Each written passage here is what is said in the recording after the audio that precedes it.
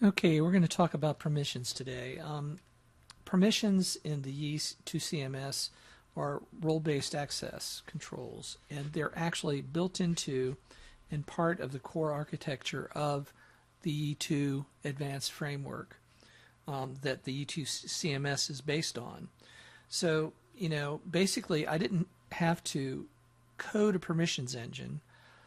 It just has one, and it's world-class, ironclad security engine designed by some of the best security experts in the computer world, guys with doctorate level computer security training. So enough said about that, but to get back to it, it's role-based, and it's role-based access. And access to anything in a web context is vis-a-vis a path. It's some asset, right? It's a file. It's a path to a script. It's a path to a page. It's a path to an image. It's internally a path that's called, even if the page doesn't, like you don't see it on the URL, or in, like if you were to open up the network screen of your console and look at stuff going to and from your computer, you might not see it, but it might be a path that's in code, right? So things are based, it's role-based, and it's role-based access. So the access is based on the route and the role. So if you look at the screen here, you can see, well, first of all, I don't have many assignments because I only have one user in this particular instance of the system, and that's the admin, who's in this case named Mr. Robot. If you look at his assignments and you view them, well, it doesn't look like there's much there. It just says, oh, I'm admin.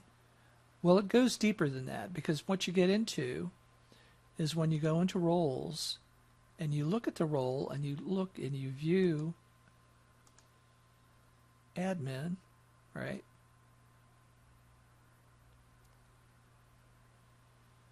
And these screens are taking a while to update because this Captiva software is slowing my computer down.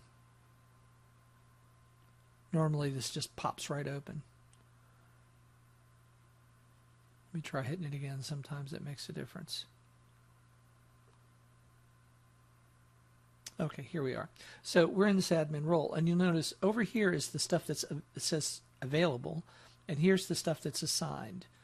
If you actually look at this role and get down into it, it says, well, first of all, it contains a role for editor. Well, it means, what that means, it's inheriting any paths or permissions that editors have, right? A role can live inside a role. It's kind of a difficult convention to wrap your mind around, but it is what it is. They're hierarchical, so you can build up permissions of roles that equal different things by combining different roles into a single master role. And then you have these permissions, which are simply flags that says can delete, yes or no, can manage users, yes or no, post comment, yes or no, and so on. And then the routes, these are the actual paths that this guy has access to. So, it says, of course, under admin / everything. The asterisk is an indicator for wildcard, everything, and so on. Right, so he's got a pretty good, this admin role has a pretty good list of stuff that they can do, basically anything in the system. Things that are over here are simply things that are not. Things that are over on this screen are simply things that are redundant to what's over here, or things that are not needed because they're taken care of by either a permission or they're part of some other route. So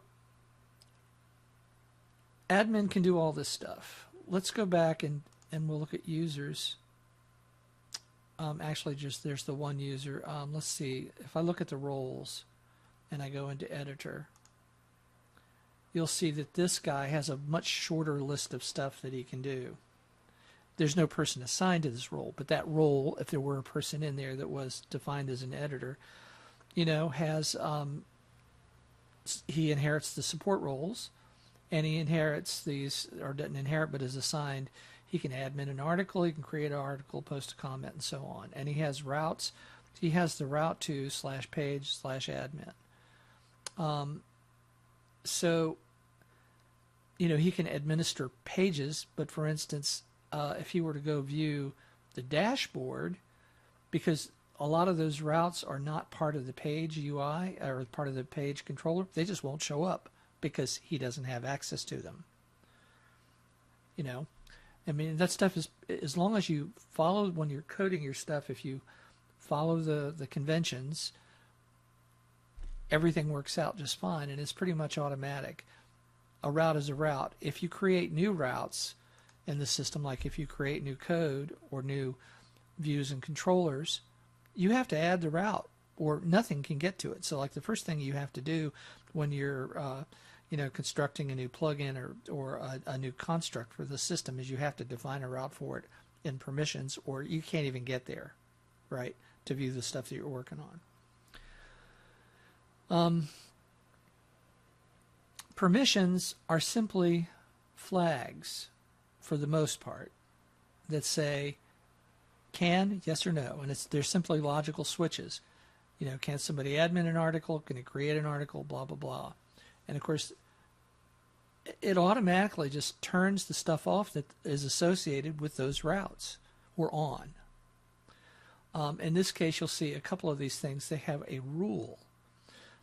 Well, a rule is an additional piece of code. If you need logic that goes beyond simple yes, no, you can actually add business rules to a permission. And if you look at them, you can see this. If we go view it, it's got a path to this file, author rule. And if you were to actually look, hopefully this will let me get there. I'm going to actually have to scroll this down so that we can see it. If I go into, come on, if I go into the, if I go into the common folder and then into the RBAC, and then I go into rules, there's the author rule, right? And then it's just a simple object that has some, that's looking to see if it's created by this user. If it's not created by this user, then it can't edit it. So, I mean, this is a real simple example. It's real straightforward, that shows how a rule works associated with permission. And under, let me see, if we go to roles, you can see how these are assigned. I think I've already been here, but we'll go back over this. Okay, and if I view this guy, when you create roles, you simply, there's a slot, I guess they call this a slosh bucket. You simply pour the sub-roles and permissions that you need into, and the routes into the role. Generally, the only thing you'll be adding are permissions and routes. Very seldom would you ever need to add a sub-role to a role. I mean, this particular instance was based on stuff that was already built within the RBAC, so I left it alone because it works. Okay, so this is the top level of the admin kind of area of permissions. There is another level of permissions, and that's the asset level. You need to be able to actually, okay, somebody can see a route, they can get all the way down to a page, but you want to control that individual page. You don't want to have to come back in here and add routes for every single page that you create in the system and turn them on and off for people. I mean, that is a way you could do it, but it's kind of clumsy. It would make a horrible user interface and very difficult for a general user to understand. So, best use case is the only people who would ever see this aspect of the system would be an Uber admin or an engineer who's developing plugins or modules for the system, because everything in the system is already here. If you need to create a new role, get your admin to create a role and set it up for you. Or take a look at the RBAC documentation on the U2 framework a page and study it real carefully, and then learn how to do it. It's not that difficult, but I would recommend reviewing those documents before you go messing with the creation and assignment of roles. Okay, so the other tier is on content. So all content in the system, whether it's a layout, a block, a menu, whatever, a page, we'll just go to pages because they're the easiest to kind of conceptualize. Okay, and we'll just open this. Like for instance, I have this download and install page. I could go ahead and make it a requirement on the site that in order for people to get to this page, they have to register and become a member first, and I have to have some information on them. I have to actually moderate their access. For instance, like you could set up your funnel so that somebody signs up, and there's a sign-up form built into the system, right, that you can target a specific role to. So if somebody fills in the form, they give you a valid email address. There's actually stuff in the back end that allows you to tell them to, they need to do an email verification so they get, so that robots can't sit there and create members, that they validate themselves, or you can validate them.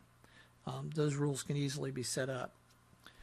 But at any rate, I could, if I wanted to, go over here and simply choose member, editor, and admin, and then public people will not be able to, the page won't even show up. It's not there. And if they did intuit the path to it by ID or its URL, it would just bounce them out and say this page doesn't exist. Or whatever message you determine in the back end. There's a place actually in config to set that message. There's a block that you can define as the message for unfound or not live pages. Anyway, so the permissions on stuff, they all involve these, they have this business where you can either simply make things live, pending, or make them live and pending by a date range. Right? That turns them on or off globally for everybody, except for admins. Uber admins that are logged into the system, they see everything no matter what. Otherwise, they can't work on pending items, if that makes sense. And then you have choose roles that can view or use the asset, and you simply, you can just multi-select these guys, right? Simple as that, or check them on or check them off. They are exclusive. So like, for instance, if I went in here and just said just member, well then admin actually wouldn't be able to see the page in the public context over on the public side. Be able to see it on the back end, but not in the public side. So, you get the ability to finely tune down to the page level, not just the page level, but even down to the image level. For instance, if I go into image assets, you'll notice that same user interface exists on the image. Now, there's no date range, but you can role protect an image, right?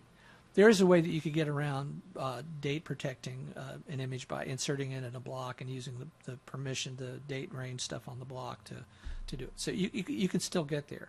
But basically what happens here is, you can say, for instance, you had a slideshow and you had segregated or segmented audiences for that slideshow, that you wanted certain people to see certain slides in that slideshow and not see others. Well, you can get there by doing that with this, right? You can role segregate stuff. And, it gets into blocks. Blocks, same deal. If you turn on or off a block or limit it by role, then only those roles, even though the page is visible, they may not see a block that's in the page. You may have, for instance, some sort of marketing funnel context where you need to display stuff to members and not to non-members. Or, as you've graduated people up, like if you have hierarchical roles where people get increasingly cool stuff, as they move up the your little role tree, then you can display different things for different classes of roles in the same place in the same page. So, at any rate, I've tried to construct this so that you can get to just about anything you need to get to. The only thing I haven't done here is I don't have a way to globally manage roles across assets, like, for instance, what I'd really, really like to do at some point, and I've just run out of time and energy to work on it, is, let me go to Pages and kind of discuss what I'm talking about. And hopefully some other developer will add this to the system. But that there would be an actual checkbox over here that you could filter for and check things, and then do global stuff like globally delete, globally change roles, globally penned and unpenned 100 records, 10 records, whatever you need to at a time, so that you don't have to go down and do this business on every one of them, or dive down into every page to set up roles for groups of pages. Hopefully that will be in the very next version of this if I ever get to it. I think it's an important construct. But anyway, that's our discussion about permissions today. I mean, like I said, I highly recommend that if you dive down into the system and you're doing anything other than basically creating a role and signing it to a user, right, that you study the YE RBAC documents on how permissions work, because all I've done is just followed the pattern that they recommended. Thank you.